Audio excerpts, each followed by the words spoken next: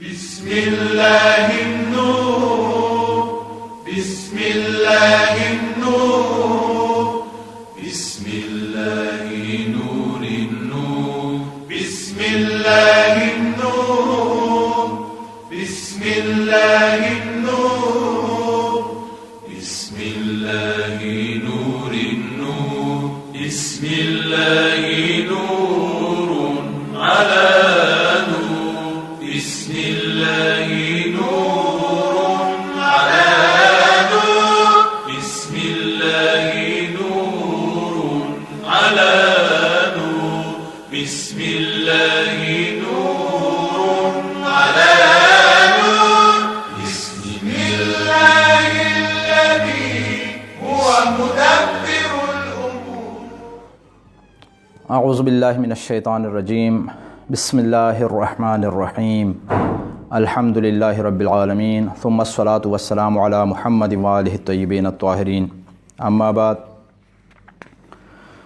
اجتہاد اور تقلید کے حوالے سے چند مطالب آپ کے سامنے پیش کروں گا کہ اسلام کے اندر تقلید کے حوالے سے کہ عام لوگ مجتہدین کی تقلید کریں، اس کے بارے میں اسلامی نقطہ نظر کیا ہے اور اس کا طریقہ کیا ہے اور اس کے مسائل کون سے ہیں. چند ایک سوالات کی جو تقلید کے حوالے سے ذہنوں میں آتے ہیں ان کے جوابات دینے کی کوشش کروں گا. ان میں سے چند جو اہم ترین سوالات ہیں وہ یہ ہے کہ ہم کسی غیر معصوم کی تقلید کیوں کریں. یہ عام طور پر بہت سارے لوگ پوچھتے ہیں. اور اسی طرح کیا قرآن و حدیث میں تقلید کے حوالے سے کوئی آیت اور روایت ملتی ہے، چاہے اس کی تعریف میں یا اس کی مذمت میں. اور تیسرا سوال یہ ہے کہ جو مجتہد ہے اس کی شرائط کیا ہیں. مجتہد جامع الشرائط جو ہم کہتے ہیں، تو کون کون سی شرائط کا حامل ہونا چاہیے مجتہد کو. اور اس کے علاوہ جو عالم مجتہد ہے، مرجع تقلید ہے، اس کی پہچان کیسے ہوگی، کیسے انسان کو معلوم ہو کہ فلان مرجع تقلید جامع الشرائط مجتہد ہے تاکہ اس کی تقلید کر سکیں.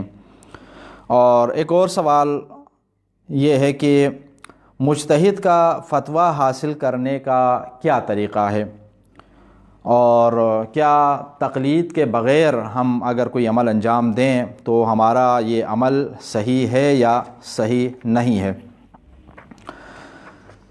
دیکھیں، عام طور پر پہلے اس بحث میں داخل ہونے سے پہلے میں آپ کے سامنے تقلید کا معنی اور مفہوم ذرا واضح کرنا چاہتا ہوں، پھر اس کے بعد ہم بحث کو آگے بڑھائیں گے.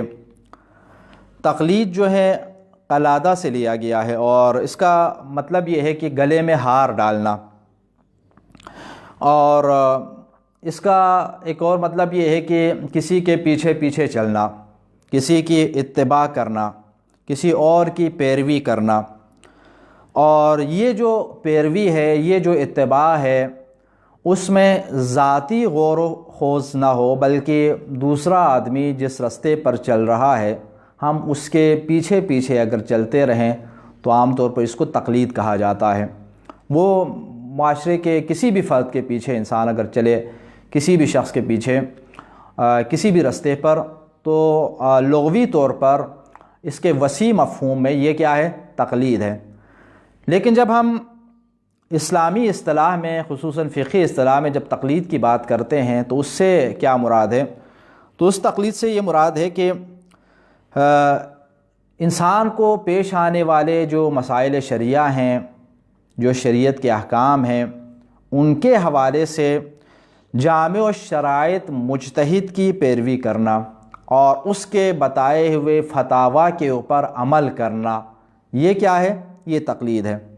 اور وہ مجتہد کون ہو، اس کی شرائط کیا ہوں، یہ ہم آگے انشاءاللہ اس کے حوالے سے بحث کریں گے. کہ مجتہد جب آپ کے سامنے کوئی مسئلہ شرعیہ بیان کرے تو اس کے حکم کے اوپر یا اس کے فتویٰ کے اوپر عمل کرنا فقہی اصطلاح میں تقلید کہلاتا ہے، اور اسی کے حوالے سے ہم جو ہے وہ بحث کرنے جا رہے ہیں. اور یہ جو پوچھا گیا ہے یا پوچھا جاتا ہے کہ کیا ہم کسی غیر معصوم کی تقلید کر سکتے ہیں یا نہیں کر سکتے، اس کے حوالے سے بھی آپ کے سامنے مباحث بیان کروں گا۔ دیکھیں، عام طور پر انسان کی جو زندگی ہے، انسان کے سامنے بہت سارے امور ہوتے ہیں، دنیاوی مسائل سے مربوط چیزیں ہیں اور شریعت سے مربوط مسائل بھی ہوتے ہیں۔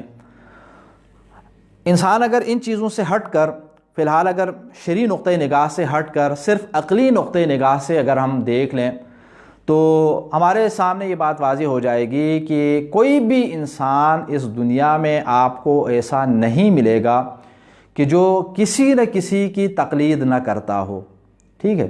یعنی چونکہ ہم اس دنیا میں جب آتے ہیں تو عالم تو نہیں آتے، ٹھیک ہے، انسان اس دنیا میں آتے ہیں، آنے کے بعد تعلیم حاصل کرتے ہیں، کسی بھی فیلڈ کے اندر مہارت حاصل کرتے ہیں، آہستہ آہستہ اس کے علم میں، اس کی مہارت میں اور اس کے تجربے میں اضافہ ہوتا چلا جاتا ہے۔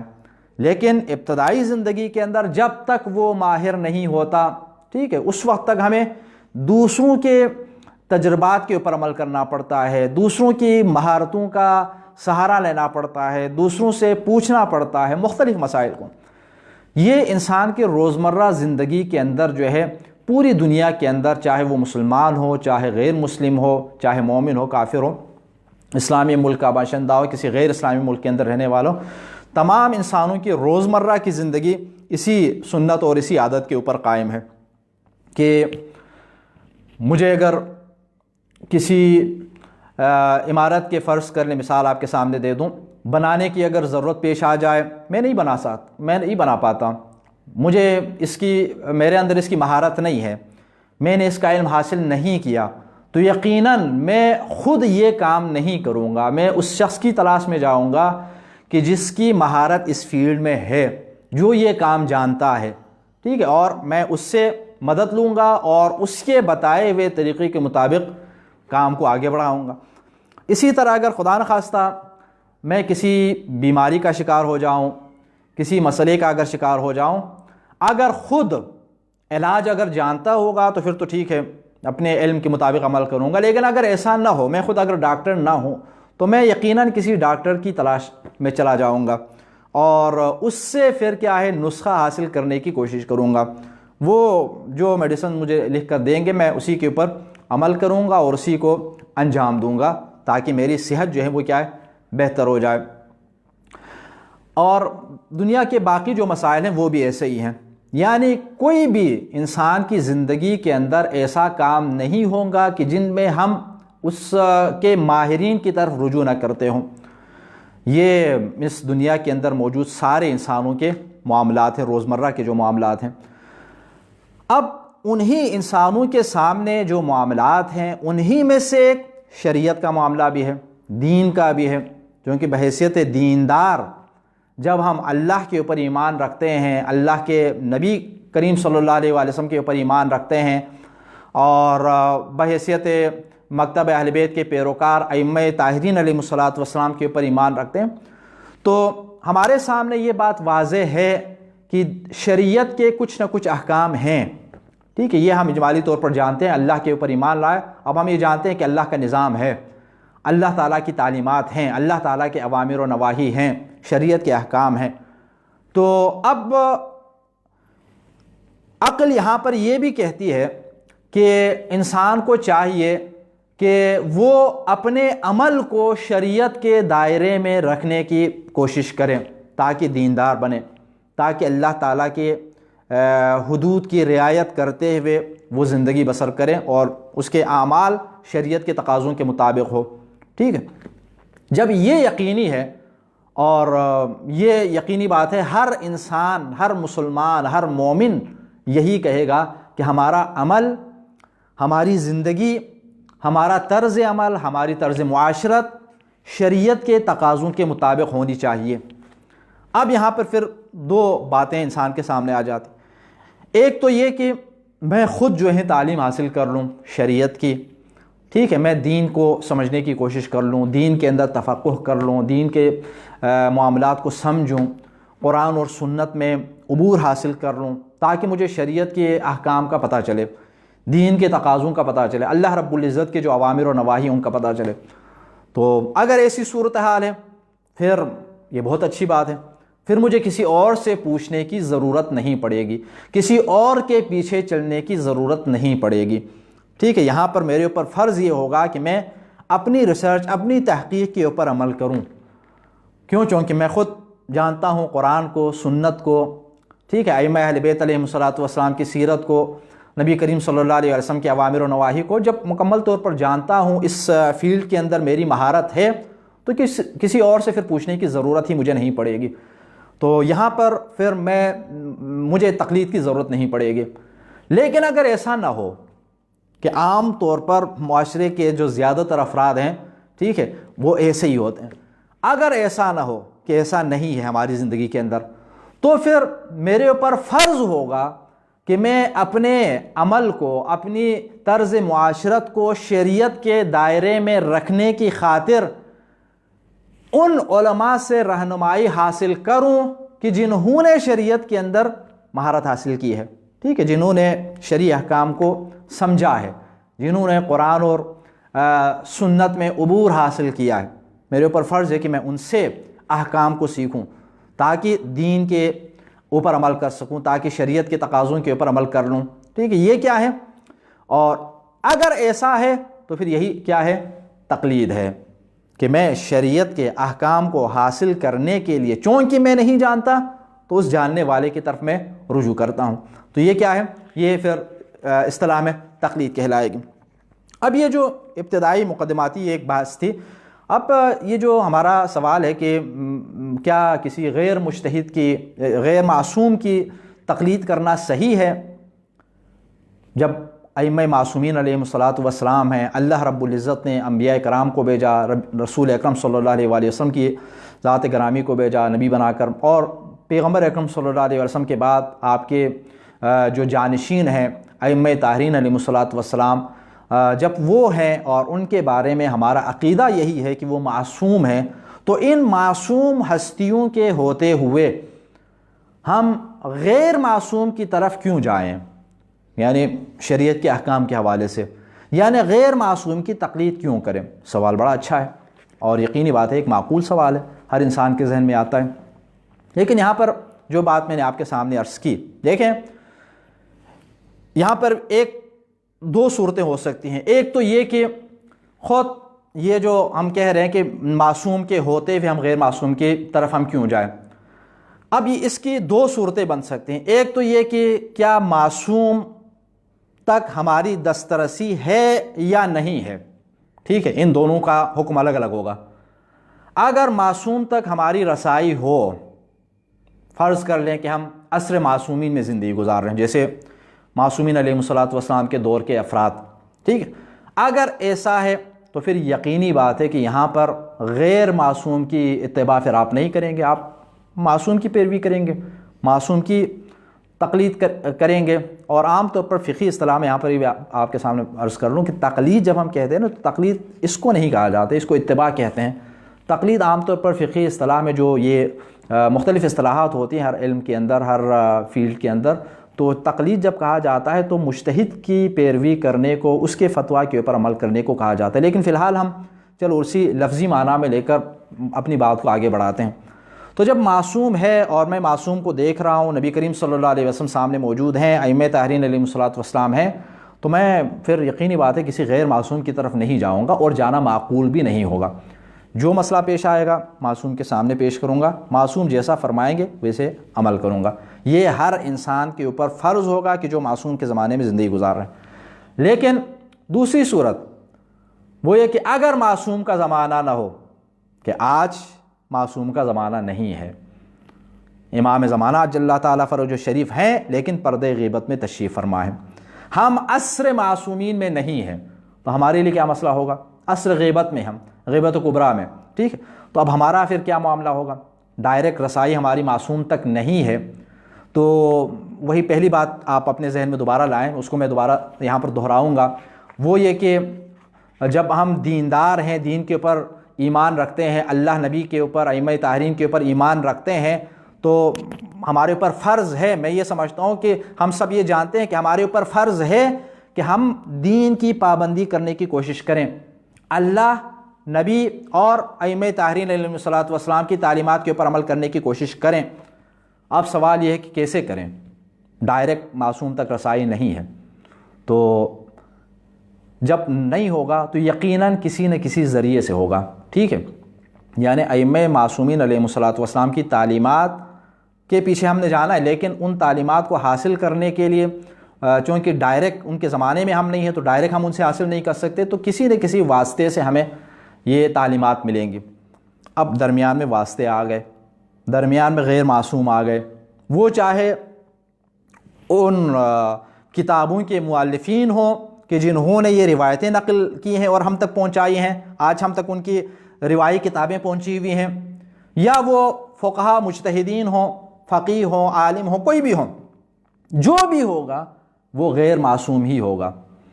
یعنی شریعت کے احکام ائمہ طاہرین علیہ الصلوۃ والسلام سے تعلیمات کو لینے کے لیے ہم اس وقت مجبور ہوں گے، اس وقت سے مراد زمانہ غیبت میں مجبور ہوں گے غیر معصوم سے لینے پر، ٹھیک ہے؟ یعنی کوئی چارہ کار نہیں ہے کہ ہم غیر معصوم سے لیں۔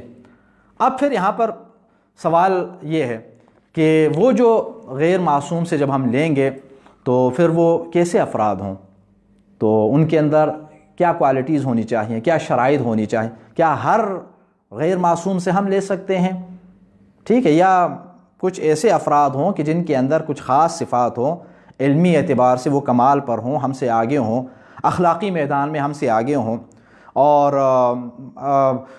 نفس کے اوپر کنٹرول کے اعتبار سے ہم سے آگے ہوں، ٹھیک ہے؟ دین کے اوپر عمل کے میدان میں ہم سے آگے ہوں، تقوی اور پرہیزگاری میں ہم سے آگے ہوں، ٹھیک ہے؟ اور قرآن اور سنت کے بارے میں جو ان کا علم ہے، جو ان کا احاطہ ہے، وہ ہم سے زیادہ ہو، باقی لوگوں سے زیادہ ہو، تو ان کی طرف جانا چاہیے، یا جو بھی بندہ ہمارے سامنے ہو ہم ان سے لے سکتے ہیں؟ تو یقینی بات ہے انسان کی عقل یہاں پر یہی کہے گی کہ کچھ خاص شرائط ہونی چاہیے۔ فی الحال ان شرائط کو ہم چھوڑ دیتے ہیں، بعد میں آپ کے سامنے بیان کر دیں گے۔ تو یہاں پر آپ کے سامنے یہ عرض کر لوں کہ دیکھیں تقلید کے حوالے سے جو یہ سوال ہے کہ کیا غیر معصوم کی تقلید کر سکتے ہیں یا نہیں کر سکتے ہیں، تو شریعت کے احکام کے اوپر عمل کرنا جب ہمارے اوپر فرض ہے تو اب تقلید کی چند صورتیں ہو سکتی ہیں، ٹھیک ہے؟ تقلید کی چند صورتیں ہو سکتی ہیں، اور یہ حسر عقلی کے مطابق، یعنی انسان سوچیں اپنے فکر کے مطابق، عقل کے مطابق، تو یہی چند صورتیں ہی نکلتی ہیں۔ اب خود آپ سوچ لیجئے کہ ان میں سے کون سی صورت صحیح ہے اور کون سی نہیں ہے۔ پہلی صورت یہ ہے کہ کوئی جاہل کسی جاہل کی تقلید کر لیں، کوئی جاہل، یعنی جاہل سے مراد یہاں پر نہ جاننے والا، شریعت کے احکام کو نہ جاننے والا، کسی اپنے جیسے نہ جاننے والے دیگر آدمی سے لے لیں، ایک یہ طریقہ ہے، ٹھیک ہے؟ تو اب اس کے بارے میں ذرا سوچ لیجئے، کیا یہ معقول طریقہ ہوگا؟ کیا یہ صحیح طریقہ ہوگا؟ ہر انسان چاہے دین کا ماننے والا ہو یا نہ ماننے والا ہو، شریعت کا پابند ہو یا نہ ہو، اس وقت تقلید اور اجتہاد کے طریقے کو صحیح سمجھتا ہو یا نہ سمجھتا ہو، اس سوال کا جواب وہ نفی میں دے گا۔ اس کے نزدیک یہ کیا ہے؟ یہ ایک بیوقوفانہ کام ہوگا، احمقانہ کام ہوگا کہ ہم خود بھی نہیں جانتے اور جس سے ہم لینا چاہ رہے شریعت کے احکام وہ بھی نہیں جانتا، تو پھر فرق کیا ہوا؟ جب وہ بھی نہیں جانتا تو اس کی باتوں کے اوپر عمل کرنے کے بجائے پھر خود ہی کر لیں جو دل میں آئے، ٹھیک ہے؟ تو یہ طریقہ صحیح نہیں ہوگا۔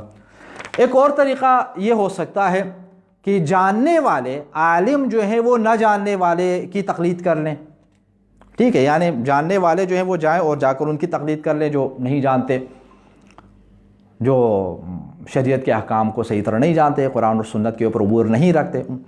تو یہ بھی کیا ہے؟ نامعقول سی بات ہے کہ بھئی جب آپ خود جانتے ہیں تو اس اپنے سے کم علم رکھنے والے کے پاس کیوں جا رہے ہیں، یا جو نہیں جانتے اس کے پاس کیوں جا رہے ہیں؟ آپ جو جاننے والے ہیں تو آپ محتاج ہی نہیں ہے کسی ایسے آدمی کے پاس جانے کی جو نہیں جانتا۔ یہ بھی کیا ہے؟ عقل اس کو مسترد کرتی ہے اس بات کو۔ تیسری صورت یہ بن سکتی ہے کہ ایک جاننے والا ایک اور جاننے والے کی طرف رجوع کرے اور اس سے پوچھ لے۔ یہ بھی ایک عبث ہے، ایک بیکار غیر ضروری ایک کام ہوگا، وہ اس لیے کہ اگر میں جانتا ہوگا، ٹھیک ہے، اگر میں عالم ہوں تو مجھے کیا ضرورت ہے کہ میں پھر دوبارہ کسی اور سے پوچھ لوں۔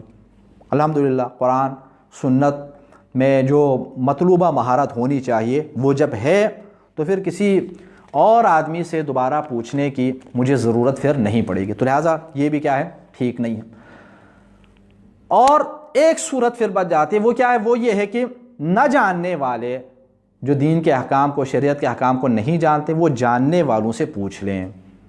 عقل یہاں پر یہ کہتی ہے کہ ہاں یہ طریقہ ٹھیک ہے, کیونکہ یہی 4 صورتیں ہی بن سکتی ہیں. آپ خود اپنے سامنے بیٹھ کر آپ بنائیے, اپنے ذہن کے اوپر زور دے دیجیے اور بنا لیجیے, یہی 4 صورتیں آپ کے سامنے بنیں گی. تو ان 4 صورتوں میں جو معقول صورت ہوگی, ٹھیک ہے, وہ یہی صورت بنے گی کہ نہ جاننے والے جاہل, نہ جاننے والے عالم کی طرف, جاننے والوں کی طرف رجوع کریں. اور اگر ایسا کرتے ہیں, ٹھیک ہے, اگر نہ جاننے والے جاننے والوں کی طرف رجوع کرتے ہیں, اسی کو تقلید کہتے ہیں. زندگی کے باقی معاملات کے اندر بھی ایسا ہی ہے. میں نے پہلے آپ کے سامنے مثال دے دی. شریعت کے احکام کے اندر بھی, دین کے معاملات میں بھی ایسا ہی ہے کہ دین کے معاملات کو چونکہ ہم نہیں جانتے, شریعت کے احکام کو تفصیل کے ساتھ چونکہ ہم نہیں جانتے, قرآن اور سنت کو چونکہ ہم نہیں جانتے, اس میں مہارت نہیں رکھتے, وہ مہارت رکھتا ہے, ٹھیک ہے, وہ اس کو مہارت ہے, اس نے اپنی پوری زندگی صرف کی ہے قرآن اور سنت کو, احادیث کا علم حاصل کرنے میں. تو اب میں اس کی طرف اگر رجوع کرتا ہوں تو یہ معقول ترین ہے. اور اگر ایسا ہے تو اسی کو تقلید کہتے ہیں کہ میں گویا کہ اس عالم کی تقلید کر رہا ہوں. اور یہ کیا ہے, یہ ایک تو اب جب ہمارے سامنے یہ چند صورتیں ہیں, تو یہاں پر ان چند صورتوں میں یہی آخری جو صورت ہے کہ نہ جاننے والے جاننے والے کی طرف رجوع کر لیں. اور جیسا کہ میں نے عرض کیا کہ ہم چونکہ زمانہ غیبت میں موجود ہیں, زمانہ غیبت کا مطلب یہ ہے کہ ڈائریکٹ ہماری رسائی نہیں ہے معصوم تک, ٹھیک ہے, تو لہٰذا یہ بات دوبارہ پھر یہاں پر نہیں آئے گی کہ معصوم کے ہوتے ہوئے غیر معصوم کی طرف. معصوم کے ہوتے ہوئے سے مراد یہ نہیں ہے کہ کائنات میں اللہ تعالیٰ کو نہیں, ہماری رسائی ہم ان سے لے سکیں, وہ صورتحال ابھی نہیں ہے. انشاءاللہ بعد میں جب امام زمانہ تشریف لائیں گے تو دوبارہ وہ صورت پیش آ جائے گی, تو اس وقت انشاءاللہ امام زمانہ. لیکن اب اس وقت جو صورتحال ہے وہ یہ ہے کہ ہم محتاج ہیں شریعت کے احکام کو لینے میں ایسے افراد کی طرف جانے پر کہ جو کیا ہے, جانتے ہیں, ٹھیک ہے. تو یہ ایک تقلید ہے. اور یہ کوئی بھی ایسا انسان اگر ہوگا کہ جو دین کو چاہے ماننے والا ہو یا نہ ماننے والا, وہ اس بات کو تسلیم کرے گا کہ ہاں یہ ایک معقول صورت ہے. اچھا, جہاں تک تو یہ بات جب کلیئر ہو گئی, تو دوسرا اگلا جو سوال ہے ہمارا وہ یہ ہے کہ قرآن اور روایات میں, ٹھیک ہے, تقلید کے حوالے سے کیا اللہ نے اور معصومین نے کچھ فرمایا ہے, چاہے اس کی تائید میں یا چاہے اس کی مذمت میں. تو دیکھیں ہمارے سامنے آیات بھی ہیں, روایات بھی ہیں. میں آپ کے سامنے ابھی چند آیات اور روایات پیش کروں گا کہ بالکل جی ہاں, قرآن کریم میں بھی ہے, قرآن کریم میں بھی اللہ نے فرمایا ہے کہ تقلید کے حوالے سے ارشاد فرمایا ہے. اور اسی طرح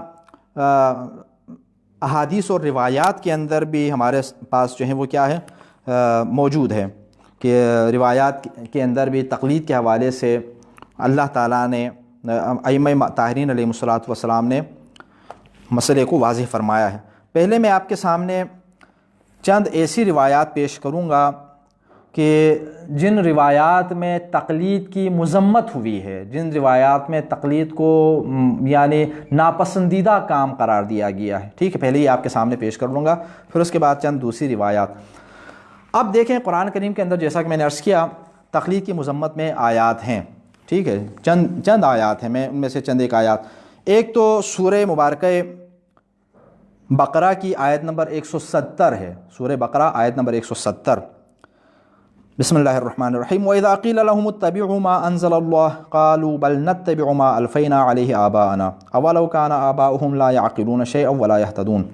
اور جب ان سے کہا جاتا ہے کہ اللہ کے نازل کردہ احکام کی پیروی کرو, تو وہ جواب دیتے ہیں کہ ہم تو اس طریقے کی پیروی کریں گے جس پر ہم نے اپنے آبا و اجداد کو پایا ہے. پھر اللہ نے فرمایا خواہ ان کے آبا و اجداد نے نہ کچھ عقل سے کام لیا ہو اور نہ ہدایت حاصل کی ہو. یعنی ان لوگوں کو جب اللہ تعالیٰ کے احکام کی پیروی کی دعوت دی جاتی تھی مشرکین کو اور جو کفار تھے, تو پھر وہ کیا کہتے تھے, ہم اپنے آبائی دین کو نہیں چھوڑ سکتے, ہم اس طریقے کو نہیں چھوڑ سکتے جس طریقے کے اوپر ہمارے آبا و اجداد چل رہے تھے. ٹھیک ہے, بہت سارے لوگوں نے اسی وجہ سے انکار کیا پیغمبر اکرم صلی اللہ علیہ وسلم کا. جب آپ اسلام پہنچا رہے تھے ان کے سامنے اسلام کا اظہار، تو وہ اپنے آبائی دین کو چھوڑنا نہیں چاہتے تھے۔ آبائی دین کون سا تھا؟ شرک کا، بت پرستی کا، خرافات کا، بدعتوں کا، ٹھیک ہے، غلط رسومات کا، غلط طریقوں کا، اپنی مرضی کے مطابق عمل انجام دینے کا، یہ ان کا طریقہ تھا آبائی، اور یہ نہیں چاہتے تھے اپنے اس آبائی دین کو چھوڑنا۔ تو انہوں نے صاف صاف کہہ دیا کہ ہم نہیں چھوڑ سکتے۔ اللہ تعالیٰ نے فرمایا کہ اگر وہ کچھ عقل سے کام نہ بھی لیتے ہوں پھر بھی کیا تم نہیں چھوڑو گے؟ یعنی انسان کی عقل کو، ضمیر کو جھنجھوڑا۔ تو اس آیت کریمہ میں گویا کہ اللہ تعالیٰ نے اس کی مذمت فرمائی۔ اس کو کیا کہتے ہیں؟ اس کو کہتے ہیں اصطلاح میں اندھی تقلید۔ وہ جاہل ہیں، ٹھیک ہے، وہ انہوں نے یعنی آباء و اجداد نے غلط انجام دیا عمل کو، ہم بھی اسی طرح غلط انجام دیتے رہیں گے، چاہے ہمارے سامنے صحیح صورتحال واضح ہی کیوں نہ ہو، اور وہ ایک غلط رستے کے اوپر چلتے رہے، چونکہ ہمارے آباء و اجداد ہیں تو ہم بھی اسی غلط رستے کے اوپر چلتے رہیں گے، کیوں؟ چونکہ ہم بھی اسی قبیلے سے، ہم بھی اسی نسل سے ہیں۔ اس کو کہتے ہیں اندھی تقلید، یعنی انسان نہ سوچیں نہ غور کریں، کوئی اپنی عقل کو استعمال میں نہ لائیں۔ اچھا، اسی طرح ایک اور آیت آپ کے سامنے پیش کر لوں، سورہ مائدہ کی، ٹھیک ہے، سورہ مائدہ آیت نمبر 104۔ سورہ مائدہ آیت نمبر 104 میں اللہ تعالیٰ نے فرمایا وَإِذَا قِيلَ لَهُمْ تَعَالَوْا إِلَىٰ مَا أَنزَلَ اللَّهُ وَإِلَى الرَّسُولِ قَالُوا حَسْبُنَا مَا وَجَدْنَا عَلَيْهِ آبَانَا، بالکل اسی مفہوم میں ہے۔ اور جب ان لوگوں سے کہا جاتا ہے کہ جو دستور اللہ نے نازل کیا ہے اس کی طرف اور رسول کی طرف آؤ، تو وہ کہتے ہیں ہمارے لیے وہی دستور کافی ہے جس پر ہم نے اپنے باپ دادا کو پایا۔ پھر اللہ نے فرمایا خواہ ان کے باپ دادا کچھ بھی نہ جانتے ہوں اور ہدایت پر نہ بھی ہوں۔ اس کو کہتے ہیں اندھی تقلید، کہ باپ دادا بھی جہنم میں چلے گئے تو ہم بھی انہی کے رستے پر چلتے ہوئے جہنم میں چلے جائیں گے، دین کے اوپر عمل جان کر نہیں کریں گے، عالم کی پیروی کر کے نہیں کریں گے، رسول اکرم صلی اللہ علیہ وسلم سے شریعت لے کر نہیں کریں گے۔ اسی طرح سورہ مبارکہ اعراف کی آیت نمبر 28 میں بھی تقریباً اسی مفہوم میں اللہ تعالیٰ نے فرمایا ہے، اور سورہ مبارکہ لقمان میں بھی اللہ تعالیٰ نے آیت نمبر 21 میں یہی مسئلہ بیان فرمایا ہے، اور آیت نمبر 23 میں بھی، سورہ زخرف آیت نمبر 23 میں بھی اس طرح کے آباء و اجداد کے دین کی جاہلانہ انداز میں اندھی تقلید کرنے کی مذمت اللہ تعالیٰ نے فرمائی ہے۔ میں باقی آیات کو وقت کی کمی کی وجہ سے چھوڑ رہا ہوں، نمبر میں نے آپ کے سامنے بتا دیے ہیں، ٹھیک ہے، تو آپ وہاں پہ دیکھ لیجئے۔ تو ان آیات کریمہ میں اللہ تعالیٰ نے ایک بات واضح ہو گئی، تقلید کی مذمت فرمائی ہے، لیکن یہ کیسی تقلید ہے؟ جاہل کی تقلید، جو پہلے ہم نے 4 صورتیں بنائی، ٹھیک ہے، جاہل کی تقلید کا۔ یہ بھی جاہل ہیں، ان کے باپ دادا بھی جاہل تھے، باپ دادا بھی غلط رستے پر تھے اور یہ بھی اسی غلط رستے کے اوپر چلیں گے۔ حق واضح ہونے کے بعد بھی نبی کریم صلی اللہ علیہ وسلم آ کر ان کے سامنے ہدایت کا راستہ دکھا رہے ہیں، پھر بھی وہ غلط رستے کے اوپر چلیں گے، کیوں؟ چونکہ باپ دادا کا راستہ ہے، نہیں چھوڑ سکتے۔ یہ جہالت ہے۔ ان کے حوالے سے اللہ تعالیٰ نے آگے فرمایا صم بکم عمی فہم لا یعقلون، یہ ایسے ہیں کہ جن کے جن کے جو بہرے ہیں، اندھے ہیں اور گونگے ہیں اور وہ عقل نہیں رکھتے، ٹھیک ہے۔ ان کے حوالے سے فرمایا کہ جو عقل و شعور رکھنے کے باوجود بے شعوری کا مظاہرہ کرتے ہیں، بے عقلی کا مظاہرہ کرتے ہیں اور جاہلانہ انداز میں تقلید کرتے ہیں، تو یہ کیا ہے؟ مذمت میں۔ اب اسی طرح جو ہے میں آپ کے سامنے اب یہ وہ آیات تھیں کہ جو تقلید کی مذمت میں تھیں، تو کیا کوئی ایسا طریقہ بھی اللہ تعالیٰ نے بیان فرمایا ہے کہ جس میں اہل علم کی طرف رجوع کرنے کا فرمایا ہو؟ تو جی ہاں، بالکل، اللہ رب العزت نے قرآن کریم کے اندر کئی آیات کریمہ کے اندر فرمایا ہے۔ میں 1-2 آیات آپ کے سامنے پیش کروں گا۔ ایک تو ابھی آپ کے سامنے میں پیش کروں گا، سورہ مبارکہ توبہ ہے، سورہ توبہ کی آیت ہے، سورہ توبہ کی آیت نمبر 122، مشہور آیت ہے آیہ نفر کے نام سے، وَمَا كَانَ الْمُؤْمِنُونَ لِيَنْفِرُوا كَافَّةً فَلَوْلَا نَفَرَ مِنْ كُلِّ فِرْقَةٍ مِّنْهُمْ طَائِفَةٌ لِيَتَفَقَّهُوا فِي الدِّينِ وَلِيُنذِرُوا قَوْمَهُمْ إِذَا رَجَعُوا إِلَيْهِمْ لَعَلَّهُمْ يَحْذَرُونَ، سورہ توبہ آیت نمبر 122۔ اور یہ تو نہیں ہو سکتا کہ سب کے سب مومنین نکل کھڑے ہوں، پھر کیوں نہ ہر گروہ میں سے ایک جماعت نکلے تاکہ وہ دین کی سمجھ پیدا کریں، اور جب اپنی قوم کی طرف واپس آئیں تو انہیں تنبیہ کریں تاکہ وہ ہلاکت خیز باتوں سے بچے رہیں۔ یہاں پر اللہ تعالیٰ نے یہ پیغام دیا ہے کہ سارے لوگ تو نہیں جا سکتے، یہ بات تو کنفرم ہے، اب کچھ لوگ تو کم از کم نکلیں۔ کس کام کے لیے نکلیں؟ تفقہ فی الدین کے لیے، دین میں سوجھ بوجھ حاصل کرنے کے لیے، دین کی تعلیمات کو حاصل کرنے کے لیے، تاکہ جب وہ واپس آئیں تو باقی لوگوں کو انذار کریں، دین کی تعلیمات ان تک پہنچائیں کہ بھئی شریعت کے تقاضوں کے اوپر عمل اگر نہیں کرو گے تو اللہ تعالیٰ کے عقاب کا سامنا کرنا پڑے گا، یہ ان کو پیغام پہنچائیں۔ تو اس کا مطلب یہ ہے کہ جب وہ جائیں گے تو جو نہیں گئے، نہیں جا سکے، ٹھیک ہے، اس فیلڈ میں نہیں جا سکے، ان کے اوپر فرض ہوگا کہ ان کے انذار کے اوپر عمل کریں، یہی ہوگا نا۔ اسی کو فقہ اصطلاح میں کہتے ہیں ان کی تقلید کرنا، جو جا کر آپ کے تعلیم حاصل کر رہے ہیں اور کرنے کے بعد جب ان کو مہارت حاصل ہو گئی، ٹھیک ہے، یعنی درجہ اجتہاد تک جب وہ پہنچ گئے، اس کے بعد وہ آ کر آپ کے سامنے احکام کو بیان کر لیں، شریعت کے اصولوں کو بیان کر لیں، آپ کے اوپر فرض ہے کہ آپ ان کی اطاعت کریں، ان کی تقلید کریں، ان کے فتویٰ کے اوپر عمل کریں، یہ آیت۔ اسی طرح آیت میں ایک دو آیتیں اور بھی ہیں، سورہ انبیاء ہے، سورہ انبیاء کی آیت نمبر 7 میں اللہ رب العزت نے فرمایا، مشہور آیت کریمہ ہے، فَاسْأَلُوا أَهْلَ الذِّكْرِ إِن كُنتُمْ لَا تَعْلَمُونَ۔ یہ سورہ انبیاء کی آیت نمبر 7 بھی ہے، سورہ نحل میں بھی آیت ہے، آیت نمبر 43، ان دونوں صورتوں میں یہ آیت کریمہ ہے، فَاسْأَلُوا أَهْلَ الذِّكْرِ إِن كُنتُمْ لَا تَعْلَمُونَ۔ اگرچہ اس سے پہلے بھی ہے کہ وَمَا أَرْسَلْنَا قَبْلَكَ إِلَّا رِجَالًا نُوحِي إِلَيْهِمْ فَاسْأَلُوا أَهْلَ الذِّكْرِ إِن كُنتُمْ لَا تَعْلَمُونَ، اور ہم نے آپ سے پہلے بھی مردان حق ہی کی طرف وحی بھیجی ہے۔ جو لوگ اعتراض کرتے تھے کہ آپ تو بالکل ہماری طرح کے بشر ہیں، تو کیسے آپ، اللہ تعالیٰ نے فرمایا کہ نہیں، آپ سے پہلے بھی جن کے اوپر وحی نازل ہوئی وہ بھی بشر ہی تھے، ٹھیک ہے۔ پھر فرمایا فَاسْأَلُوا أَهْلَ الذِّكْرِ، اگر تم نہیں جانتے تو اہل ذکر سے پوچھ لیں، اگر تم نہیں جانتے یعنی مسائل سے لا علمی ہے، یعنی جہالت ہے، تو اہل ذکر سے پوچھ لیں، جاننے والوں سے پوچھ لیں۔ اہل ذکر کے جو حقیقی جو مصداق ہیں روایات کی بنیاد پر، وہ ائمہ اہل بیت علیہم الصلوۃ والسلام، ٹھیک ہے، وہ ہے اپنی جگہ، لیکن یہ اس آیت کریمہ کا جو عموم ہے اس میں ہر وہ عالم، ہر وہ دین کا ماہر اور فقیہ آ جائے گا کہ جو دین کے معاملات کو جانتے ہیں، تو لوگوں کے اوپر فرض ہے کہ جب نہیں جانتے تو ان سے پوچھ لیں اور ان سے احکام کو حاصل کرنے کی کوشش کر لیں، دین کی تعلیمات لینے کی کوشش کر لیں۔ تو سورہ انبیاء میں بھی ہے اور سورہ نحل میں بھی، تو یہ چند ایک آیات۔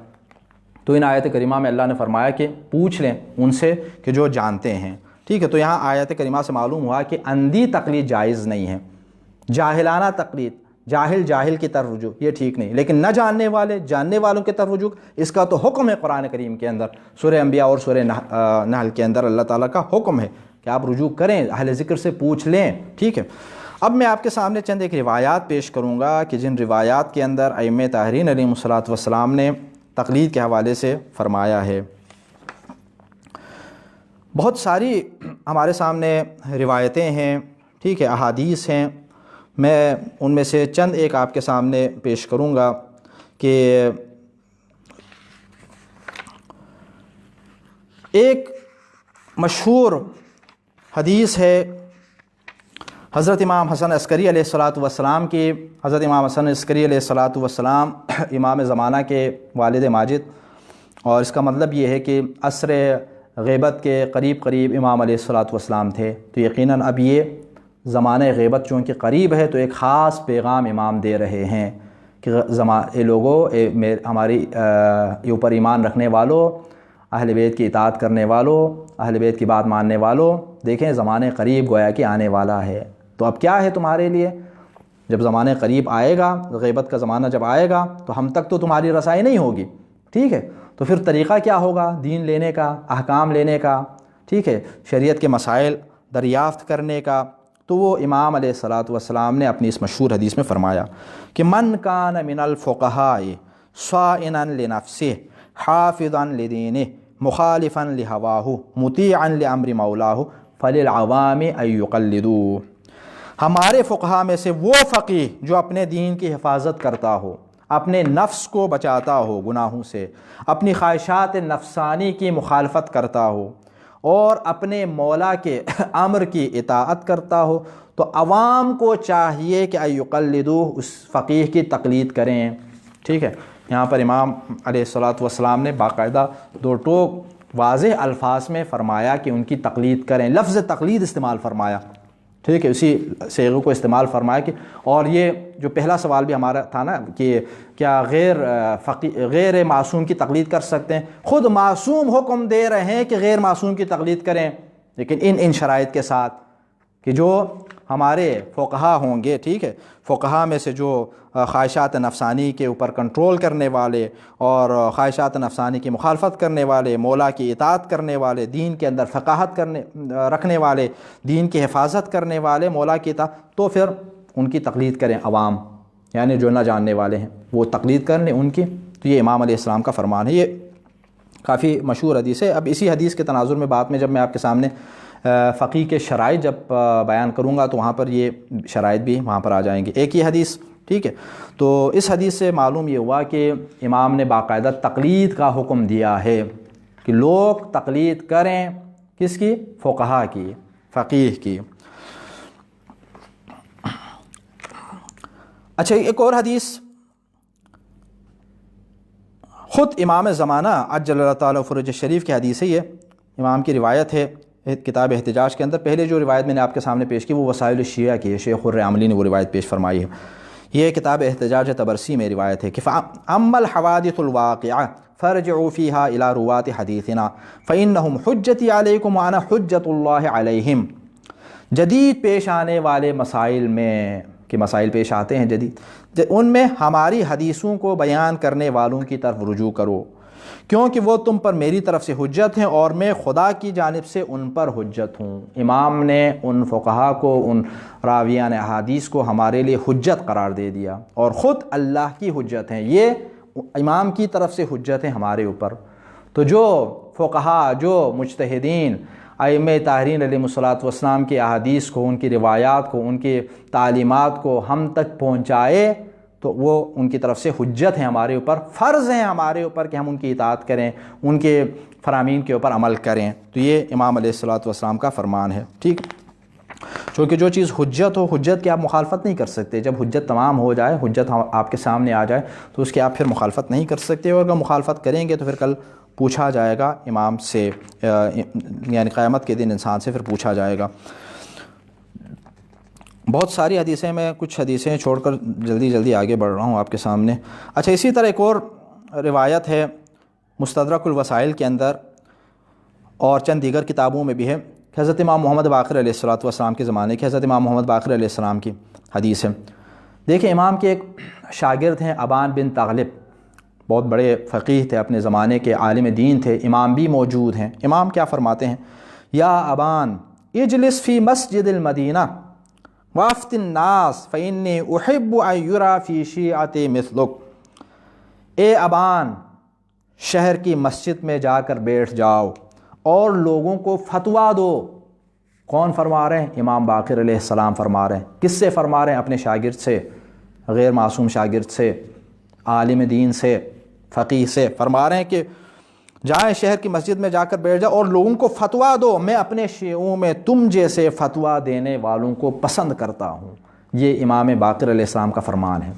خود امام فقیہ سے، عالم سے فرما رہے ہیں کہ آپ بیٹھیں مسجد میں اور فتویٰ دیں، حالانکہ امام خود بھی موجود تھے، عصر زمانے معصوم بھی ہے، یعنی معصوم تربیت فرما رہے ہیں، اپنے شاگردوں کی تربیت فرما رہے ہیں کہ جب ایسا زمانہ آئے یا ایسے علاقے میں ہوں کہ جہاں معصوم تک لوگوں کی رسائی نہ ہو، تو آپ ہیں ہمارے جو شاگرد، جو ہماری تعلیمات کو بیان کرنے والے فقہا نیک، وہ بیان کریں، فتویٰ دے دیں۔ باقاعدہ لفظ فتویٰ ہے۔ امام حسن عسکری علیہ الصلوۃ والسلام کی روایت کے اندر لفظ تقلید، کہ عوام تقلید کریں ان کی، یہاں پر امام باقر علیہ السلام نے اس فقیہ سے فرمایا، ابان سے فرمایا کہ فتویٰ دیں، اور میں پسند کرتا ہوں اس بات کو کہ تم جیسے فتویٰ دیں۔ تو اس کا مطلب یہ ہے کہ فقیہ، فقہا کی جانب سے اگر فتویٰ ہو، عوام کے اوپر فرض، ان روایت کو آپ ایک ساتھ ملا کر دیکھیں نتیجہ کیا نکلتا ہے۔ عوام کے اوپر فرض ہے کہ ان فتویٰ کے اوپر عمل کریں، تقلید کرتے ہوئے ان کے اوپر عمل کریں، اور امام اس سے خوش ہوتے ہیں۔ اگر نہیں کریں گے، کل امام کا جواب دینا پڑے گا، امام کے سامنے کیا منہ دکھائیں گے۔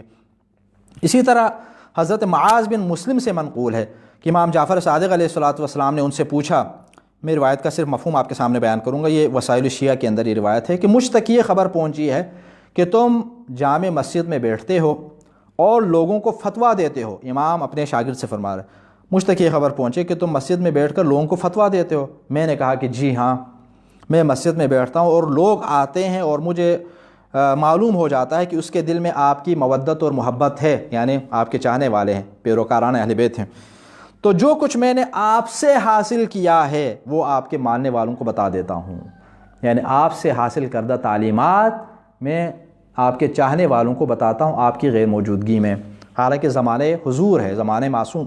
امام نے کیا فرمایا؟ ہاں ایسا ہی کیا کرو، میں بھی اسی طرح عمل کر رہا ہوں۔ ٹھیک ہے، امام علیہ الصلوۃ والسلام نے فرمایا کہ اصنع کذا، اسی طرح انجام دو، یعنی اس عمل کی تائید فرمائی۔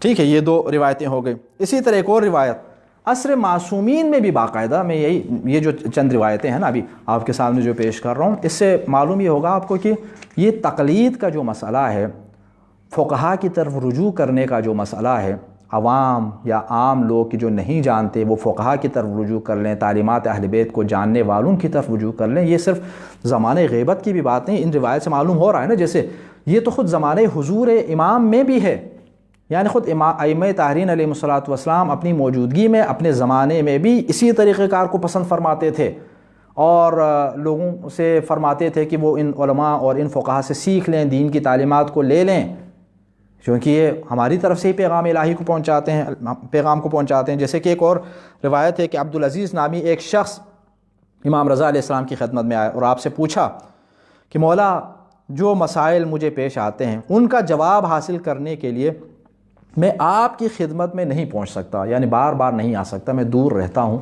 ٹھیک ہے، وہاں سے ہمیشہ آ جاؤں مدینہ، پھر آپ کے سامنے آ کر مسائل پوچھ لوں، دریافت کر لوں، نہیں آ سکتا۔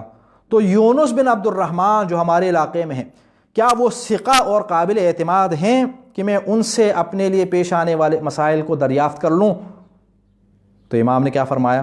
ہاں دریافت کر لو، نعم یونس بن عبد الرحمن ثقہ ہیں، تم اس سے لے سکتے ہو، دین احکام کو لے سکتے ہو۔ تو اس کا مطلب کیا ہوا کہ خود عصر معصوم میں ان علاقوں کے لوگ کہ جو مدینے سے دور تھے، جو شہر امام سے دور رہتے تھے، وہ لوگ اپنے اپنے علاقوں میں موجود علماء کی، فقہا کی تقلید کرتے تھے، اور امام علیہ الصلوۃ والسلام نے اس کی اجازت دی ہے، اس کا طریقہ کار کو پسند فرمایا ہے۔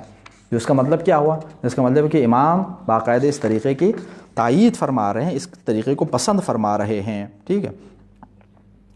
اسی طرح ایک اور حدیث آخری آپ کے سامنے حدیث پیش کر لوں گا، اچھا ایک دو حدیثیں آپ کے سامنے اور اسی طرح رسول اکرم صلی اللہ علیہ وسلم کا ایک فرمان ہے، مفہوم، تم میں سے جو ہماری احادیث کو بیان کرتا ہو اور ہمارے حلال و حرام پر گہری نظر رکھتا ہو اور ہمارے احکامات کو پہنچاتا ہو، دوسروں کو چاہیے کہ وہ ان کے بتائے ہوئے حکم پر راضی ہو جائیں، کیونکہ میں نے اسے تم لوگوں پر حاکم بنایا ہے۔ کون فرما رہے ہیں؟ اللہ کے حبیب، اللہ کے رسول نبی صلی اللہ علیہ وسلم، میں نے اسے تم لوگوں پر حاکم بنایا، اور اگر وہ کوئی حکم بیان کرے اور اس کی بات نہ مانی جائے تو یہ خدا کے حکم کو بے اہمیت سمجھنے کے مترادف ہے، حضور نے فرمایا، اور گویا اس نے ہمارے بتائے ہوئے حکم کو ٹھکرا دیا، اور جس نے ہماری بات ٹھکرائی اس نے گویا کہ خدا کی بات ٹھکرائی، اور وہ شرک کی حد تک پہنچ گیا۔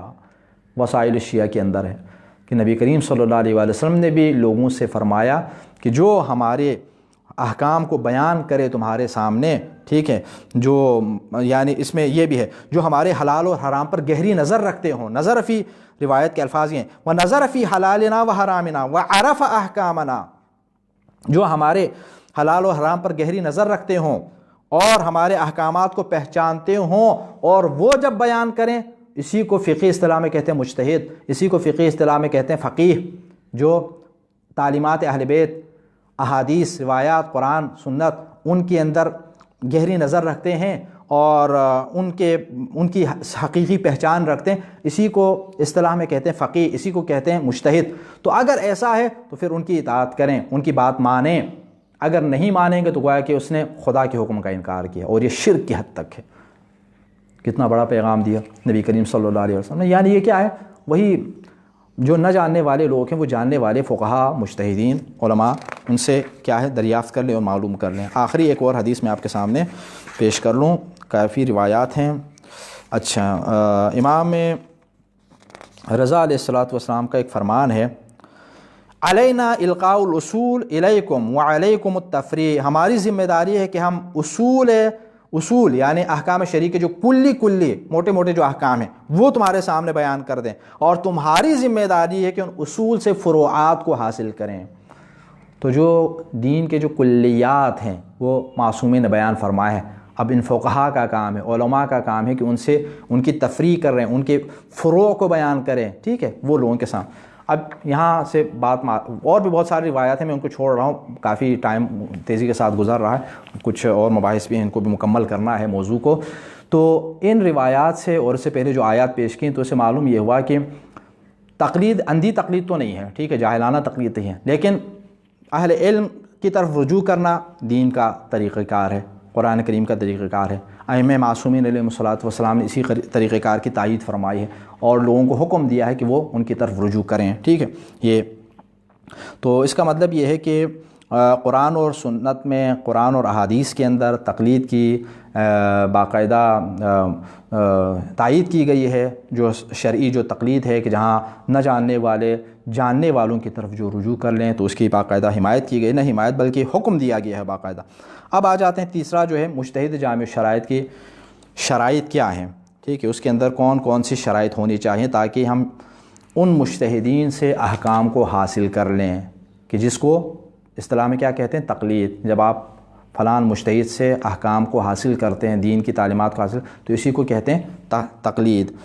تو ان مجتہدین کی جب یہ بات واضح ہو گئی، ٹھیک ہے، کہ تقلید ہے دین کے اندر، تقلید ضروری ہے، ائمہ معصومین علیہم الصلوۃ والسلام نے حکم دیا ہے، ٹھیک ہے۔ کئی معصومین کی میں نے آپ کے سامنے روایتیں پیش کی ہیں جو ہماری انتہائی معتبر کتابوں کے اندر یہ روایات موجود ہیں، فقہا نے، علماء نے، تمام نے ان روایات کے اوپر جو ہے ان کی صحت کے اوپر باقاعدہ حکم لگایا ہے، اور اسی طرح ان کے راویوں کے ثقہ ہونے کا حکم لگایا ہے۔ جب یہ روایات ہم تک پہنچی ہیں اور ان روایات کا خلاصہ اور مفہوم اور نتیجہ یہی ہے کہ رجوع کریں، فقہا سے تعلیم احکام کو لے لیں، شریعت کے احکام آپ فقہا سے لے لیں اگر نہیں جانتے، ٹھیک ہے، تو یہ ہمارے فرائض میں شامل۔ جب یہ بات ہے تو اب سوال یہ ہے کہ فقہا کون سے فقہا، کس طرح کے فقہا، کیا شرائط ان کے اندر ہونی چاہیے، تو وہ شرائط جو ہے میں آپ کے سامنے ابھی پیش کر لوں۔ دیکھیں، جب ہم مجتہد کہتے ہیں نا تو مجتہد جہد سے ہے، جہد کا مطلب ہے کوشش کرنا، ٹھیک ہے، یعنی مجتہد یعنی کوشش کرنے والا، صرف کوشش کرنے والا نے، بہت زیادہ کوشش کرنے والا۔ اور مجتہد چونکہ شرعی احکام کے حوالے سے یہ اصطلاح استعمال ہوتی ہے تو اس کا مطلب ہے کہ کس معاملے میں کوشش کرنے والا، احکام شرعیہ کو اللہ رب العزت کی طرف سے بندوں کے لیے بیان کردہ جو احکام ہیں، ٹھیک ہے، وہ چاہے قرآن کریم کے ذریعے ہو یا سنت کے ذریعے، ان احکام کو حاصل کرنے میں بھرپور کوشش کرنے والے کو کہتے ہیں مجتہد، ٹھیک ہے۔ اور اگر وہ ایسا کوئی مجتہد ہے، باقی شرائط کے ساتھ ساتھ، علم کے ساتھ ساتھ باقی شرائط بھی ہیں، وہ بھی اب بیان کروں گا، تو عوام کے اوپر فرض ہے کہ ان کی اطاعت، ان کی تقلید کر لیں۔ مجتہد بھی کہتے ہیں، اور اسی طرح ایک اور اصطلاح ہے فقیہ بھی کہتے ہیں۔ فقیہ فقہ سے ہے، فقہ کہتے ہیں جاننے کو، صرف جاننے کو نہیں کہتے بلکہ گہرائی کے ساتھ جاننا، اس کے تہ میں جا کر، ٹھیک ہے، گہرائی میں جا کر جاننا۔ اور اسی لیے اس کے لیے جو ایک استعمال ہوتا ہے نا، جو فقہا جو فتاوجات حاصل کرتے ہیں اس کو کہتے ہیں استنباط۔ استنباط کا مطلب یہ کہ باقاعدہ قرآن اور سنت کی گہرائی میں جا کر جو ہے باقاعدہ وہاں سے احکام شرعیہ کو حاصل کر لینا، ٹھیک ہے۔ چونکہ نبت سے ہے، نبت کہتے ہیں عام طور پر زمین کھود کر مثلا چشمہ نکالنا، پانی نکالنا، جس طرح آپ زمین کے تہ میں جاتے ہیں اور جا کر جو ہے وہاں سے صحیح خالص پانی نکال آتے ہیں تو اس کو کہتے ہیں نبت، ٹھیک ہے، استنباط۔ تو اصطلاح میں شریعت کے احکام کو اس طرح محنت کے ذریعے اللہ اور رسول اور ائمہ طاہرین کے احکامات کو اور ان کی تعلیمات کو حاصل کرنا، یہ استنباط کہلاتا ہے۔ فقہا اس طرح استنباط کرتے ہیں اور ان کا جو نتیجہ ہوتا ہے وہ فتویٰ ہوتا ہے، ٹھیک ہے، جو وہ ہمارے سامنے بیان کرتے ہیں کہ فتویٰ سے مراد یعنی وہی تعلیم قرآن، وہی تعلیمات اور احکام ائمہ معصومین علیہم الصلوۃ والسلام جو جن تک وہ پہنچے اور وہ ہمارے سامنے بیان کرتے ہیں۔ تو اب ہمارے اوپر فرض ہے کہ ان سے لیں۔ اب وہ فقہا ان کی شرائط، ان میں سے نمبر 1 یہ ہے کہ مرد ہو، یہ بہرحال تفصیلات آپ دیکھ لیجئے، پھر مرد ہو، بس اس کا مطلب ہے کہ عورت کی تقلید نہیں، عورت مجتہد بن سکتی ہے، مجتہدہ ہو سکتی ہے الحمدللہ. اس وقت بھی بلکہ کچھ عرصہ پہلے جو ہے ایک مجتہدہ خاتون تھیں اصفہان کے اندر، ان کی رحلت ہو گئی. ٹھیک ہے، اور بھی کئی مجتہدات ہیں کہ جو باقاعدہ درجہ اجتہاد پر پہنچی، لیکن تقلید جو ہے عام طور پر ان کی نہیں کر سکتے. اس کے لیے مرد روایات کی روشنی میں ہے باقاعدہ. ٹھیک ہے، میں اختصار کی خاطر جو ہے ان چیزوں کو، بعض چیزوں کو چھوڑ رہا ہوں، ذکر نہیں کر رہا. بس یہ کہ مرد ہو ایک یہ. اور اسی طرح جو ہے ایک اس میں دوسری جو شرط ہے وہ یہ ہے کہ شیعہ اثنا عشری ہو، فقیہ جو مجتہد ہے، ٹھیک ہے، جو ائمہ معصومین علیہ الصلوۃ والسلام کی امامت اور ان کی ولایت کا اقرار رکھنے والے ہوں. اور اس کے حوالے سے بھی ہمارے سامنے قرآن کی دلیلیں بھی ہیں اور اسی طرح احادیث سے بھی روایتیں موجود ہیں.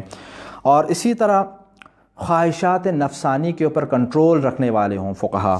ٹھیک ہے، جس طرح امام حسن عسکری علیہ الصلوۃ والسلام کی جو روایت تھی وہ ہمارے سامنے ہے کہ من کان من الفقہاء صائنا لنفسہ حافظا لدین مخالفا لہواہ مطیعا لامر مولاہ فللعوام ان یقلدوا. اس میں چند شرائط بیان کی گئی ہیں.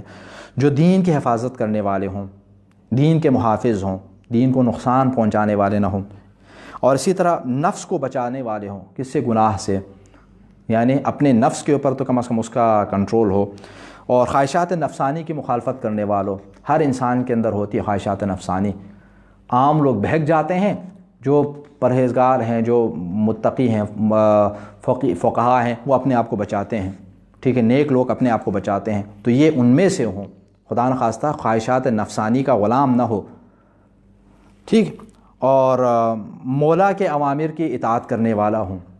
ٹھیک ہے، جہاں ایسا نہ ہو کہ مولا کے اوامر کے مقابلے میں اجتہاد کر لیں، یہ تو اجتہاد باطل ہے، ایسا اجتہاد ہوتا ہی نہیں ہے. اگر کوئی اس طرح کی جرأت کر لیں تو گویا کہ وہ مجتہد نہیں، وہ خواہشات نفسانی کا غلام ہے.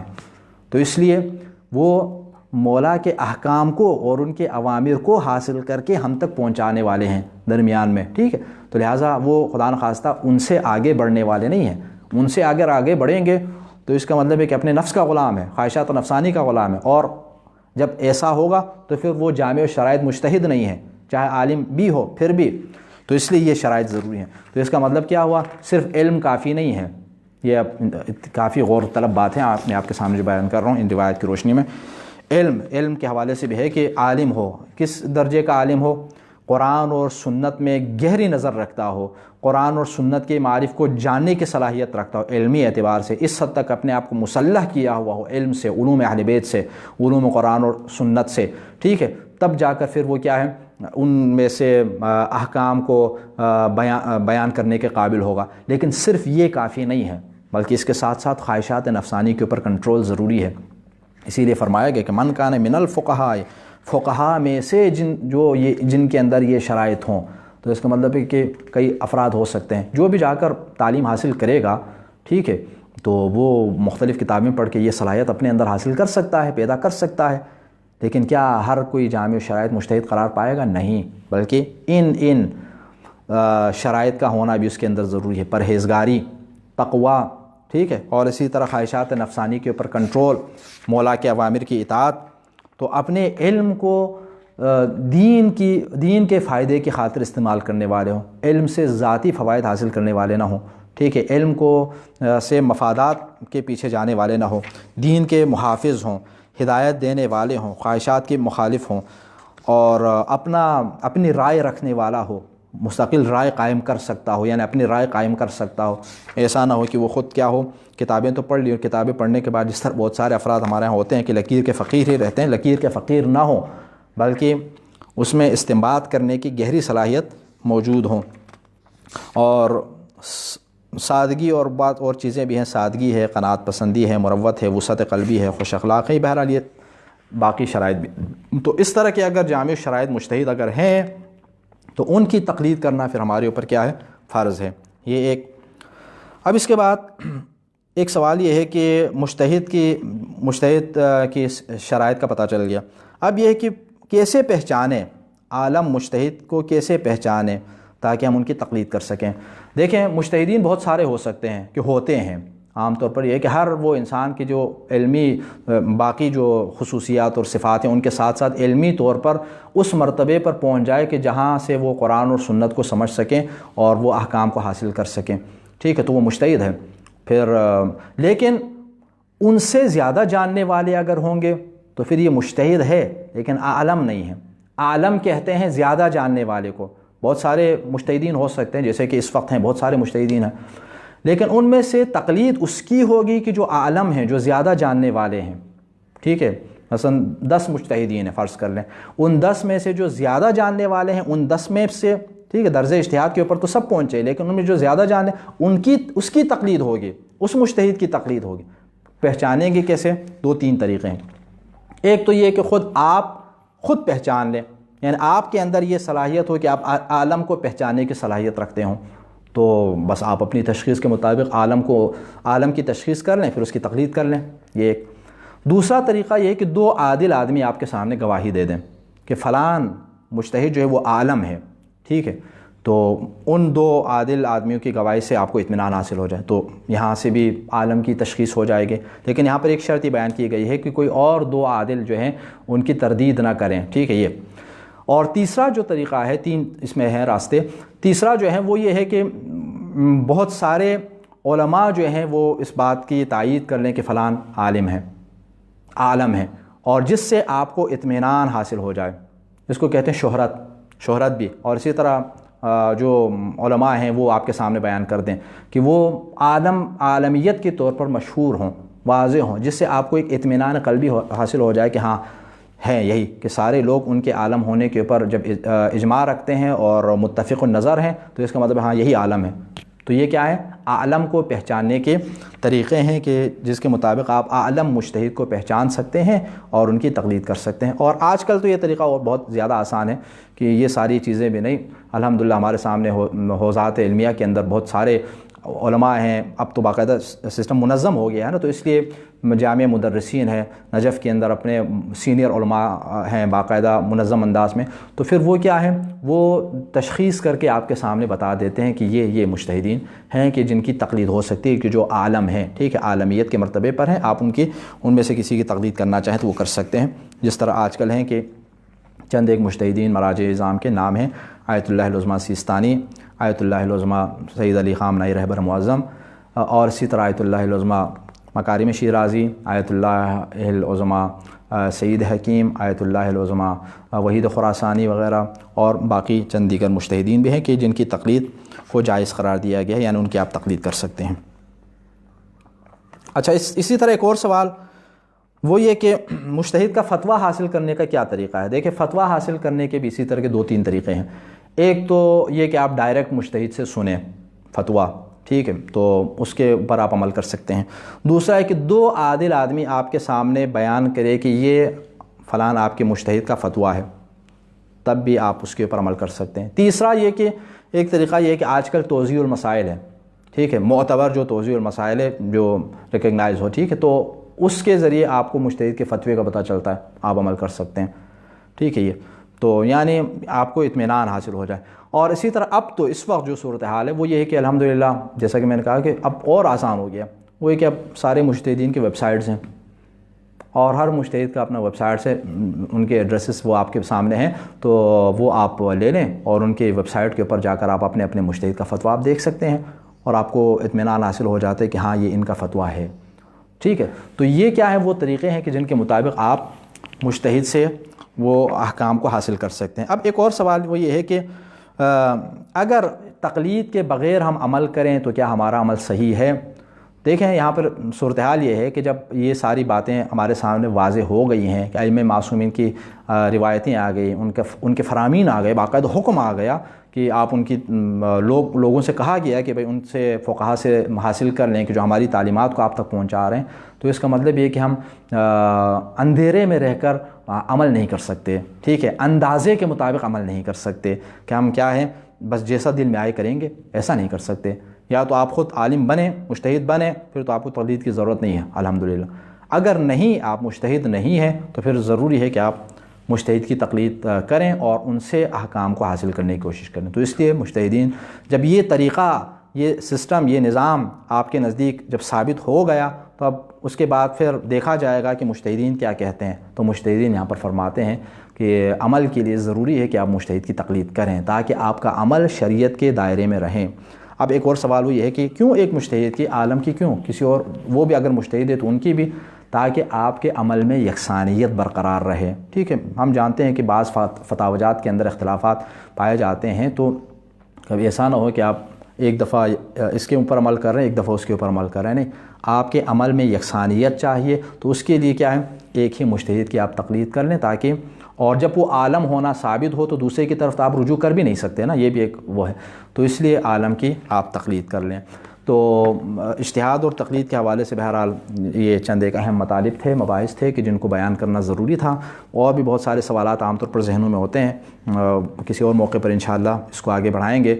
ایک عام طور پر ہمارے ہاں جو لوگ معاشرے کے اندر اجتہاد اور تقلید کی مخالفت جو کرتے ہیں، ٹھیک ہے، وہ اس کو تو ان کی صورتحال کافی جو ہے، بعض لوگ تو نادانی میں کر رہے ہیں. ٹھیک ہے، وہ چلو اگر آپ ان کے سامنے واضح کر دیں گے دلائل کے ذریعے تو وہ آ جائیں گے، لیکن بعض لوگ جان بوجھ کر ایسا کر رہے ہیں اور ان کی صورتحال انتہائی افسوسناک ہے. وہ کیوں؟ وہ اس لیے کہ وہ جو تقلید کی مخالفت کر رہے ہیں اور عوام کو، لوگوں کو تقلید سے دور لے جا رہے ہیں، اور ان مجتہدین کے جن کے شرائط میں نے آپ کے سامنے پیش کیے ہیں، تقویٰ میں وہ آپ سے آگے ہیں، اخلاق میں وہ آپ سے آگے ہیں، پرہیزگاری میں وہ آپ سے آگے ہیں، وہ خواہشات نفسانی کے اوپر کنٹرول میں آپ سے آگے ہیں، اور دین کی محافظت میں آپ سے آگے ہیں، مولا ائمہ طاہرین یعنی مولا جو ہیں ان کے اوامر کی اطاعت میں آپ سے آگے ہیں، دین کے اوپر عمل کرنے میں آپ سے آگے ہیں، دین کا علم رکھنے میں آپ سے آگے ہیں، قرآن اور سنت کی تعلیمات میں آپ سے آگے ہیں.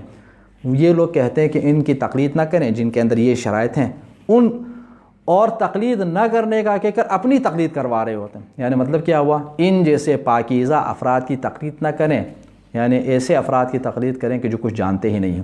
شروع میں نے آپ کے سامنے جو چند ایک اس کی اقسام بیان کر دیں، عالم کا عالم کی طرف یا جاہل کا جاہل کی طرف. صورتحال اس وقت ہمارے ہاں اس وقت انتہائی افسوسناک صورتحال وہ یہ ہے کہ جاہل جاہل کی تقلید کر رہے ہیں.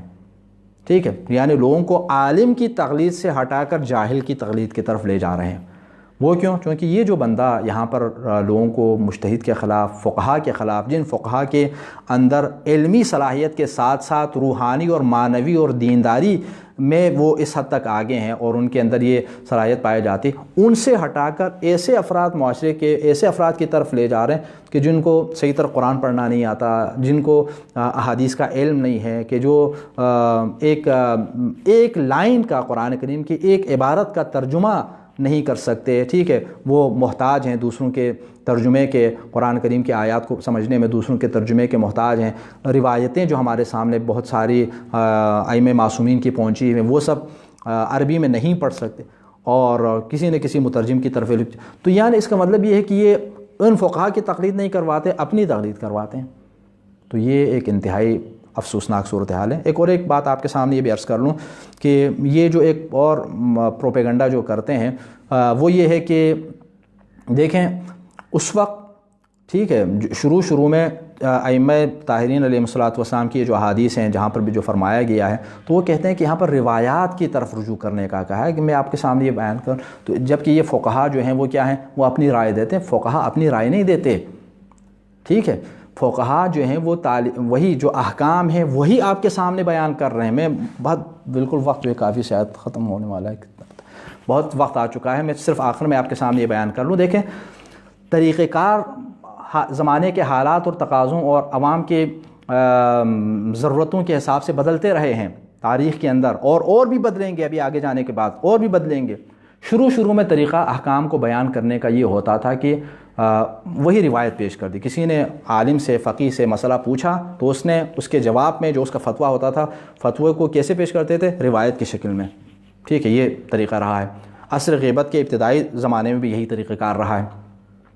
لیکن یہ سلسلہ آگے بڑھتا گیا، لوگ جو ہیں، لوگوں کو مسائل پیش آتے گئے، لوگ ان کی تفصیلات کے محتاج رہے. تو اس سلسلے کو علماء کرام نے اور آسان کرنے کی خاطر اصل روایت کو پیش کرنے کے بجائے روایت کے مفہوم کو آسان الفاظ میں آپ کے سامنے پیش کر دی، جس کو آپ وہ کہتے ہیں فتویٰ. شروع میں جو روایات بھی پیش کرتے تو ہر طرح کی روایت نہیں پیش کرتے تھے، چونکہ روایتیں ضعیف بھی ہیں، صحیح بھی ہیں. بہت ساری روایتیں ایسی جعلی جو ہیں وہ شامل کی گئی ہیں روائی کتابوں کے اندر کہ جو معصومین کی طرف منسوب ہیں، نہیں ہے معصومین کی. ٹھیک ہے، یہاں پر روایات سے ٹکرا رہی ہیں. معصوم کا قول تو ایک دوسرے سے نہیں ٹکرا سکتا، لیکن یہ جو روایتیں ٹکرا رہی ہیں تو اس کا مطلب ہے کہ درمیان میں ایسے راوی گھس آئے کہ جنہوں نے ایسی باتیں اس کے اندر کتابوں کے اندر شامل کر دی ہیں جس کی وجہ سے یہ روایتیں شامل ہو گئی ہیں. تو اس لیے اب وہ جو شروع میں بیان کرنے والے جو فقہاء تھے، جو علماء تھے، شیخ صدوق وغیرہ باقی جو علماء تھے، وہ بھی ایسا نہیں کرتے تھے کہ ہر روایت جو ان کے سامنے آ گئے وہ لوگوں کے سامنے فتویٰ کے طور پر پیش کر دیں. نہیں، وہ بھی انہی روایات کو پیش کرتے تھے کہ جو روایات ان کے نزدیک معتبر تھیں، ایتھنٹک تھی. تو اس کا مطلب کیا ہے؟ یعنی وہ اپنے فتویٰ کے موافق روایت کو لوگوں کے سامنے پیش کر دیا. تو یہی سلسلہ آگے بڑھتے بڑھتے پھر اس کو اور آسان کرنے کی خاطر آپ کے سامنے اصل روایت کے بجائے روایت کے مفہوم کو کہ یہ طریقہ ہے اپنے الفاظ میں بیان کر دیتے ہیں، جس سے یہ لوگ دھوکہ کھا رہے ہیں کہ یہ کیا ہے، یہ صحیح نہیں ہے. جس طرح خود قرآن کریم کے حوالے سے بھی ایسا ہی تھا. قرآن کریم کی تفسیر بھی شروع میں جو تفسیر ہوتی تھی تو تفسیر کا کیا مطلب ہوتا تھا؟ صرف روایتیں. نبی کریم صلی اللہ علیہ وسلم کی کوئی روایت ہے، معصومین کی کوئی روایت ہے، صحابہ کرام کی کوئی روایت ہے، تو بس تفسیر کا مطلب یہ تو کہ صرف روایتیں ہیں، اس کے آگے پیچھے اپنی طرف سے کوئی حاشیہ نہیں ہوتا تھا، کوئی وضاحت نہیں ہوتی تھی. لیکن یقینی بات ہے زمانہ جب آگے بڑھتا جاتا ہے اور لوگوں کی ضروریات بڑھتی جاتی ہے، لوگوں کے سوالات بڑھتے جاتے ہیں، لوگ کنونس نہیں ہو پاتے ان سے، ان کی وہ تشریح طرف مطالب ہوتے ہیں. جب تک آپ ان کی وضاحت نہیں کریں گے آسان الفاظ میں تو وہ قانع نہیں ہوتے. تو ضرورت پیش آ گئی ان کی وضاحت کرنے کی. تو آہستہ آہستہ تفسیر کا سلسلہ بھی آگے بڑھا، جس میں اب صرف روایتیں نہیں ہیں. آج صورتحال کیا ہے؟ آپ تفاسیر اٹھا کر دیکھ لیجئے آج کل کے اور پرانے اس وقت کی تفاسیر کو اٹھا کر دیکھ لیں تو آپ کو روایتیں نظر آئیں گے صرف، جن کو کہتے ہیں تفسیر بالمعصور. تو لیکن ابھی جو تفاسیر ہیں وہاں پر روایتیں بھی ہیں لیکن ان کی تشریح اور توضیح اپنے الفاظ میں بھی ہیں. تو یہ کیا، یہ اس کو آسان کر کے حلوہ بنا کے آپ کے سامنے پیش. تو یہاں پر بھی شرعی احکام کو توضیح المسائل کی شکل میں جو ہے تو آسان الفاظ میں معصومین کے فرامین کو ہی ان کی تعلیمات کو آپ کے سامنے آسان الفاظ میں پیش کر رہے ہیں. تو یہ کہنا کہ بھئی اس زمانے میں توضیح المسائل کہاں تھی، کوئی توضیح المسائل کوئی موضوع تھوڑی ہے، کوئی کیا ہے، پیمانہ تھوڑی ہے. پیمانہ تو حکم ہے، حکم کو بیان کرنا. اس کے بیان کا طریقہ اس زمانے میں اس طرح تھا تو اسی طرح بیان کیا گیا. آج توضیح کی شکل میں ہے اور میں آپ کے سامنے بیان کر لوں. اگلے چند سالوں کے دوران ہماری اپنے ہی حیات میں شاید انشاءاللہ یہ نظر آ جائے گا آپ کو کہ آہستہ آہستہ ہو بھی رہا ہے، توضیح المسائل بھی ختم ہو جائے گی. اب مراجع اصل جو بیان کرنا ہے، مقصد ہے وہ کیا ہے؟ وہ تو حکم ہے نا، حکم کو لوگوں تک پہنچانا ہے. تو اب توضیح کا سلسلہ بھی ختم ہو رہا ہے. اب ویب سائٹ ہیں، اب مجتہدین اپنے فتاوی جات کو ویب سائٹس کے ذریعے. تو اب 40-50 سال کے بعد آنے والے لوگ کیا یہ کہیں گے کہ بھائی اس زمانے میں ویب سائٹس کہاں تھا؟ ٹھیک ہے، مجتہدین اس طرح تھوڑی بیان کرتے تھے. بھائی وہ طریقہ اور تھا. آپ اصل روح کو اپنے سامنے رکھ لیں نا. جو روح ہے وہ کیا ہے؟ حکم کو بیان کرنا کہ شریعت کا اس معاملے میں حکم کیا ہے. تو اس معاملے میں جو حکم ہوگا وہ اس وقت زمانے کے حالات کے مطابق وہ اسی طریقے کے مطابق پیش کرتے تھے. آج جب ہم ہیں تو یہ توضیح المسائل کے طور پر آپ کے سامنے پیش کر رہے ہیں. 50 سال کے بعد وہ کیا ہے؟ وہ کسی اور انداز میں ویب سائٹس کے ذریعے، پتہ نہیں کسی اور ٹیکنالوجی کے ذریعے وہ آپ کے سامنے مسائل کو اصل جو مقصد ہے وہ کیا ہے؟ وہ یہی حکم کو پہنچانا. تو اس لیے جو لب مطلب ہے، جو اصل مقصد ہے، اس کو آپ پیش نظر رکھیں. جو معیار ہے، جو پیمانہ ہے، اس کو پیش نظر رکھیں کہ وہ بیان حکم ہے. احکام کو عوام کے سامنے، نہ جاننے والوں کے سامنے فقہا کا بیان کرنا. تو طریقے مختلف، اور ہو سکتا ہے کہ 100 سال کے بعد، 500 سال کے بعد اور کوئی طریقہ ایجاد ہو جائے تو اس وقت وہی بیان تو کرنا ہے حکم کو، لیکن کوئی ایسا طریقہ ہوگا کہ جن کے زمانے میں توضیح المسائل کے نام سے وہ لوگ بالکل ناآشنا ہوں. تو یہ تو نہیں ہوگا نا کہ ہم یہ کہیں کہ یہ طریقہ ٹھیک نہیں. طریقہ وہی ہے کہ جو عصر معصومین سے چلا رہا ہے، کہ نہ جاننے والے جاننے والوں سے. اور جاننے والے کیسے جان رہے ہیں؟ قرآن اور تعلیمات اہل بیت کو باقاعدہ جانتے ہیں وہ باقی لوگوں کی نسبت زیادہ، اور ان میں گہری نظر رکھتے ہیں. تو اب یہ جو ہیں ذمہ دار ہیں ان احکام کو لے کر عوام تک، نہ جاننے والوں تک پہنچانے کا. اور نہ جاننے والوں کے اوپر فرض ہے کہ وہ ان سے احکام کو حاصل کر لیں اور لے لیں. ٹھیک ہے، تو یہ چند ایک مطالب، اور اس کے حوالے سے ہو سکتا ہے اور بھی سوالات ہوں تو انشاءاللہ پھر بعد میں دیکھیں گے. بہرحال دعا ہے کہ پروردگار بحق محمد و آل محمد ہمیں شریعت کے دین کے تمام احکام اور تعلیمات کو حقیقی معنوں میں سمجھنے کی توفیق عنایت فرما، اور ائمہ معصومین علیہم الصلاۃ والسلام کی سیرت کے اوپر عمل کرنے کی توفیق عنایت فرما، اور اس زمانے میں جو ہمارے فقہا ہیں، مجتہدین ہیں، دین کے جو خدمت گزاران ہیں، پروردگار بحق محمد و آل محمد ان کی حفاظت فرما، انہیں طول عمر عطا فرما، اور ہمیں حقیقی معنوں میں ان سے دین کو لینے کی، تعلیمات کو لینے کی اور پیغام الہی کو لینے کی توفیق عنایت فرما۔ والسلام علیکم ورحمۃ اللہ وبرکاتہ۔